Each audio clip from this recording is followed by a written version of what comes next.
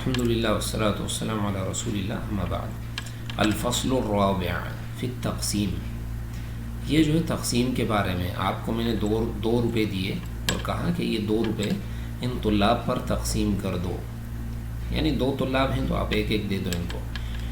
امام ابو الحسین جو ہے فارس امام کہتے ہیں کہ قسمہ یہ جو ہے اس کا مطلب کیا ہے، کسی چیز کو یدل علی تجزیۃ الشیء، کسی چیز کے ٹکڑے ٹکڑے کر دینا، تقسیم کر دینا۔ قسمت الشیء قسما، اللہ پاک نے فرمایا اہم یقسمون رحمت ربک نحن قسمنا بینہم معیشتہم فی الحیاۃ الدنیا، یہ لوگ آپ کے رب کی رحمت کو تقسیم کرتے ہیں، کیا یہ کرتے ہیں؟ فرمایا کہ نہیں، ایسا نہیں ہے، بلکہ ہم اس جو ہے معیشت کو تقسیم کرنے والے ہیں۔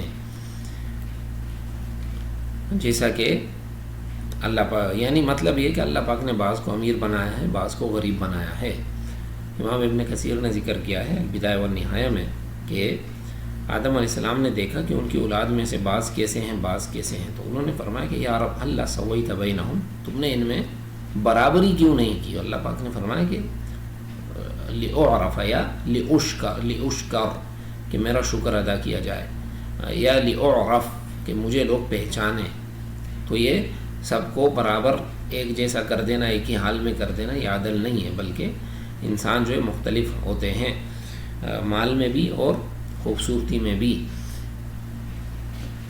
اور وَجَعَلْنَا بَيْنَ بَعْضَكُمْ لِبَعْضٍ فِتْنَةً، اس لیے بھی کہ اللہ نے تم میں سے بعض کو بعض کے لیے امتحان بنایا ہے، کہ تم جو ہے امتحان کے طور پر بعض کو امیر بعض کو غریب بنایا ہے۔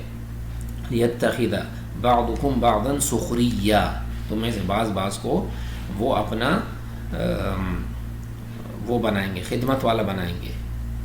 وَاصْطِلَاحًا تَجَسُّعُ الْعَدَدِ بِمِقْدَارِ أَحَادِ الْآخَرِ، کہ کسی ایک عدد کے اتنے ٹکڑے کرنا جتنے ان کے دوسری طرف آحاد ہیں۔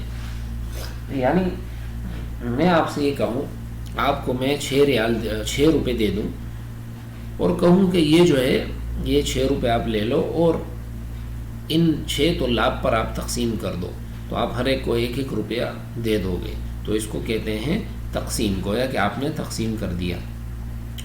اس کی مثال ہے 7 کو 3 پر تقسیم کرو، تو آپ جب تقسیم کریں گے تو ہر ایک کو 2 روپے ملیں گے اور ایک جو ہے وہ باقی رہ جائے گا، اس کو بولتے ہیں تقسیم۔ یہ انتہائی آسان طریقہ ہے تقسیم کا۔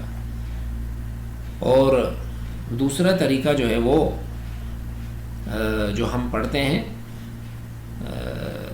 کاپی میں، جو کہ میں نے کتاب میں اس کو ذکر کیا ہے، وہ اس طرح ہے کہ میں آپ کو جو ہے یہاں پر اس کا کر کے دکھاؤں۔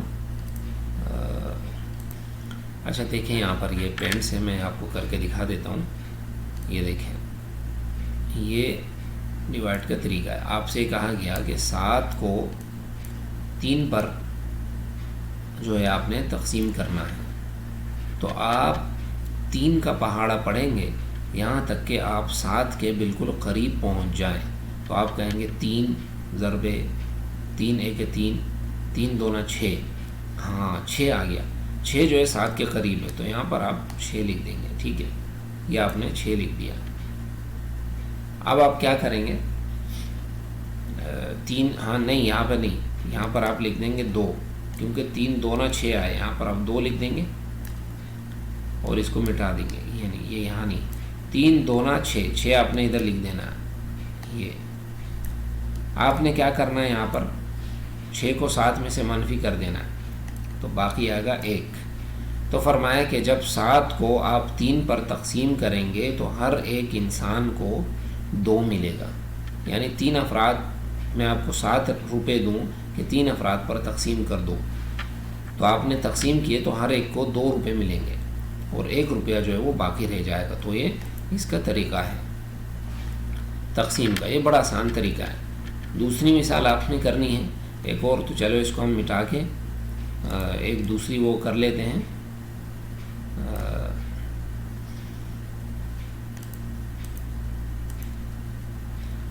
ایک دوسری مثال جو ہے وہ بھی دیکھ لیتے ہیں۔ مثال کے طور پر ادھر آپ سے میں نے کہا کہ 3 کو 1 پر تقسیم کرو، تو یہاں پر آپ یہاں پر آ جائیں، یہاں پہ کر لیتے ہیں